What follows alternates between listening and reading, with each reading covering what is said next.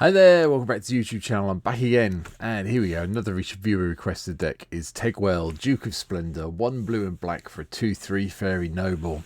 Flying and death touch, pumps all our other fairies up by +1/+1, and whenever a fairy we control dies, we get to draw a card and lose a life. Yeah, a pure typal deck today. Nothing else we can do with this guy really, or lady, not really sure. Person, let's go with fairy. There you go, go with fairy.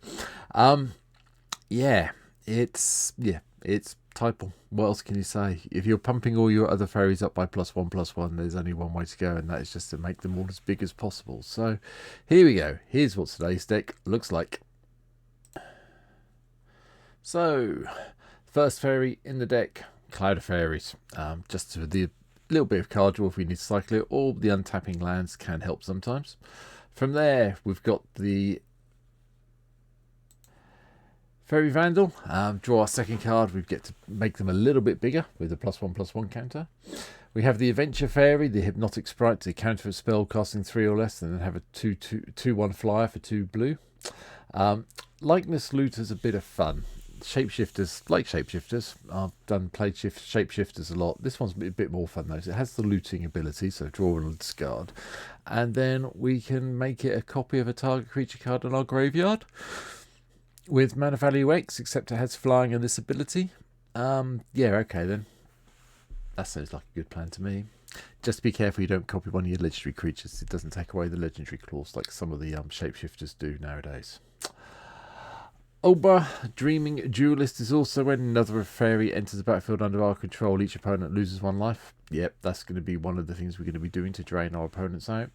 Sneaky Stacker, draw our third card. We get to return this from the graveyard to the battlefield tapped. Okay. Non-fairy, Zulapult Cutthroat. We need to try and minimise the life we're going to be losing when fairies die. This gives us a way of gaining a life each time one dies, so keep it around if we can. Animated Fairy, we can return target non-creature artifact we control to our battlefield, and it becomes a 0. Well, return one of our non-creature artifacts into a 0/0 artifact creature that's basically got 4 +1/+1 counters on it. Or we can have a 3 mana 2/2 fairy. Yeah, it's just another fairy to join the typal. Ariana, First of Lockvein, also helps us minimise our life loss due to Tegwyll. We've got a few black creatures that come in and out, so draining people is always fun. Fairy Blade Crafter is just silly. Whenever one or more fairies you control deal combat damage to a player, put a +1/+1 counter on the Blade Crafter, and then when it dies, each opponent loses X life and you gain X life where X is its power. That really does help with Tegwyll. Mocking Sprite makes all instants and sorceries cost 1 less. Nettling Nuisance also comes in from the pre-con deck that Tegwyll was in. Whenever one or more fairies you control deal combat damage to a player, that player creates a 4/2 red pirate creature token with this creature can't block and is goaded. So, gives you a way to get your opponents. Just be careful you don't end up with a player who's got a whole load of 4/2 red pirate creatures coming at you when it's just you and them left. That hurts a lot. Talon's Messenger is also in, and whenever you attack one or more fairies, draw a card, then discard a card, and when you discard a card this way, put a +1/+1 counter on target fairy you control. That's fine. Alia, the Cunning Conqueror, is also in. Cast your first spell during your opponent's turn. You get a 1/1 fairy rogue creature token with flying, and then when fairies deal combat damage, they go target creature, target that player controls. Okay then. Blightwing Bandit, also from the precon. Whenever you cast your first spell, during each opponent's turn, look at the top card of that player's library, exile it face down, then you get to cast it and spend mana any way you want to. Dream Spoilers comes in, cast a spell during an opponent's turn, you get to put give a creature they control -1/-1. So get rid of the annoying things. Birds of Paradise, I'm looking at you. Fairy Artisans is also in. Whenever a non-token creature enters the battlefield under an opponent's control, create a token that's a copy of that creature, except it's an artifact, in addition to its other types. Then exile all other tokens created with the Fairy Artisans this way. So, their biggest thing you get a copy of until someone casts something smaller. But you probably end up with a bonus creature in your turn at some stage, so it's all good. Glenendra, Glenendra Liege, this comes in because it does just pump everybody up, including Tegwyll, by +2/+2 if they're blue and black, or +1/+1 if they're just one of the colours. Very high Fae Trickster, cast our spells, so we had Flash, that comes in from Bloomberg, that's fine. Sorry, Foundations. Malleable Imposter comes in as a copy of a target creature opponent controls, except it's a fairy shapeshifter in addition to its other types and has flying, so another shapeshifter hits the ranks. Rankle, Master of the Pranks, had to be here. Hopefully it deals combat damage at regular basis and everybody discards cards or loses life and draws a card, or you sack a creature off. Sower of Temptation, going old school to nick a creature that opponent controls until this gets killed.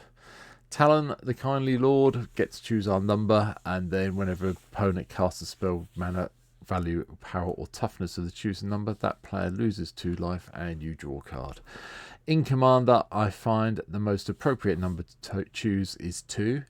Signets, talismans, and lots of creatures cost 2 that people tend to play. That's how I found it. You may have a better idea. Let me know in the comments down below if you do.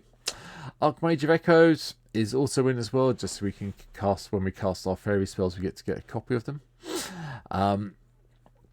From there, Neros Honor's Trickster also makes an appearance. Whenever you cast your first spell during each of your opponent's turn, look at the top 2 cards, 1 in your hand, 1 in the graveyard. Okay, bit of filtering.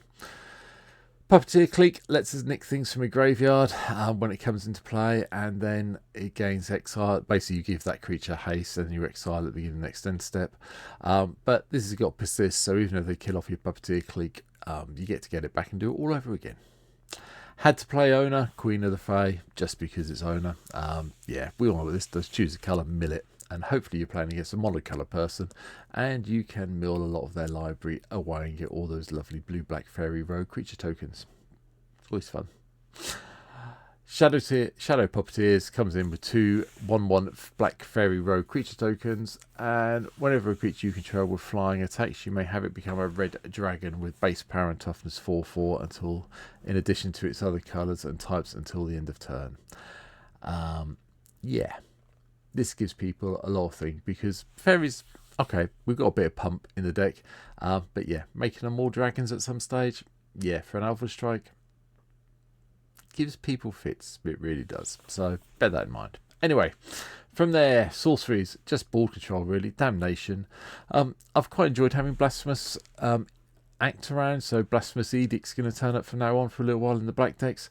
Again, quite good fun. Each player sacrifices 13 creatures to their choice. Yeah, okay then. Deals with the token decks. A little bit painful because it does mean you sacrifice off your fairies as well, but same with Blasphemous Act. When you cast that, you did 13 damage to everything and usually ended up wiping your side of the board as well. So, no change. New Edict. Good fun.